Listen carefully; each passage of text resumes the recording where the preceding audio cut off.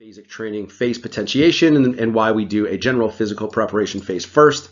Then we do some hypertrophy work, transitions us over to strength, and then strength work predicates or precedes generally power. Now, if we take a look at what would happen to what we call our force time curve after a strength phase. So I have two lines here. Let's talk about the pre-training line first. And what we're looking at then at any given time point, so I have 200 milliseconds here, how much force can the person produce? So basically we're looking at the speed at which they can apply force. In a way, this is then a power curve, right? How much force can you apply in a limited period of time?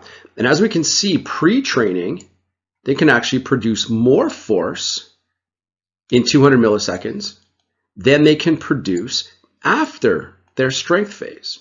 The rate of force production has actually dropped after spending a bunch of time in the strength phase. But the reason this takes place makes sense. If we spend a ton of time doing maximal strength work, those weights that are anywhere between 1 and 6 repetitions, it doesn't matter how fast we try to lift those weights are going to move slow because they're just too heavy. So now we're looking at velocity specificity. If you train slow, you're not going to develop the ability to train fast or to apply that force quickly. But what we have done is we've increased our maximum force capabilities. So of course the person is stronger. But when we follow that up then with appropriate power training, we can now take this extra strength that we developed and transition it or transmutate it into power. So as a result, after notice our pre-training here from our strength work, we were kind of slow, but look what we do after now putting most of our efforts into power and explosive type training, we actually really potently increase the rate of force development. So taking these two things together, it's another reiteration of the importance of phase potentiation, or at least combining our work, at least being in a phase where you're doing some strength work, but also some power work. Does getting someone stronger automatically make them more powerful? And the answer is to a degree, but also not necessarily. If the training age is quite low, then yes, increasing strength will make someone more powerful because they're not going to need specific power training. And a reminder then, of course, because power is force times velocity, mathematically, if we increase someone's force, we will end up increasing their power. But as we saw in the previous slide, it is possible to spend way too much time in the force aspect, not much time in velocity, and your power ends up being a wash or actually decreases.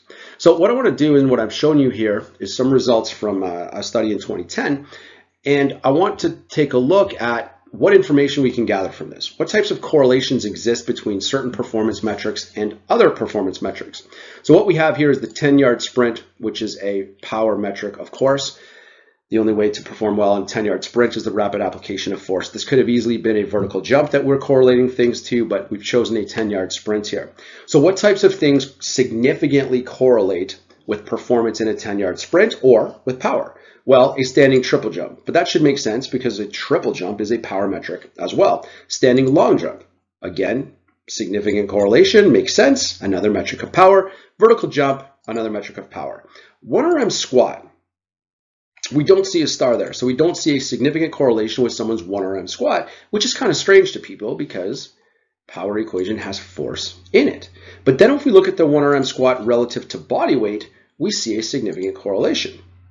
Let's continue. 1RM power clean. Power clean, of course, is a power exercise, but we don't see a strong or any type of significant correlation with 10-yard sprint time. However, relative 1RM power clean, we factor in the person's body weight, we see a significant correlation. Same thing for the jerk. 1RM jerk doesn't really tell us much, but 1RM jerk relative to body weight does. So I think the important take-home message here then, right, what does this information tell us? Yeah, strength is related to power, but it's relative strength. It's not absolute strength. So your pure 1RM squat, if someone can squat 700 pounds, I'm thinking, wow, you're pretty strong. That's an absolute metric. But if they weigh 600 pounds, all of a sudden I'm like, you're not very strong. Like you barely even squat your body weight, right? So a relative strength metric is very indicative or very influential in terms of power development, but our absolute strength, not necessarily.